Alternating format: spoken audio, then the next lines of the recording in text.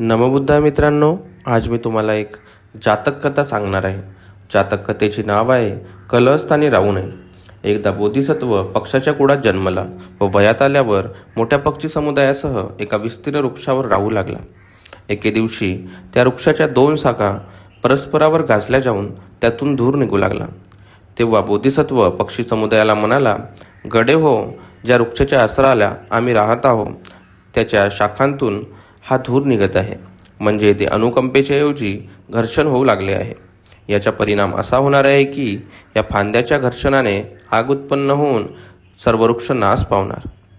म्हणून ह्या स्थानी न राहता आपण दुसऱ्याच ठिकाणी जाऊ. बोधिसत्वाचा उपदेश ज्यांना रुचला ते त्याच्याबरोबर आपल्या पोराबाळासह दुसरीकडे निघून गेले. पण आपणास स्वतःला शहाणे समजणारे ते म्हणाले, हा थेंबर पाण्यात मगर पाहतो. अशा प्राण्याच्या उपदेशाने आम्ही इकडे तिकडे फिरू लागलो तर आम्हाला सुखशांती कधीच मिळणार नाही. परंतु बोधिसत्वाने केलेले भविष्य खरे ठरले. एकाएकी त्या फांद्यातून आग निघाली व त्या वृक्षाने पेट घेतला. तिथे राहिलेले पक्षी दुसऱ्या ठिकाणी जाऊ शकले नाहीत व ते आगीत पडून जळून मेले. या कथेचा आशय असा की नेहमी सावध राहावे व जिथे धोका दिसल्यास तिथून दूर निघून जावे.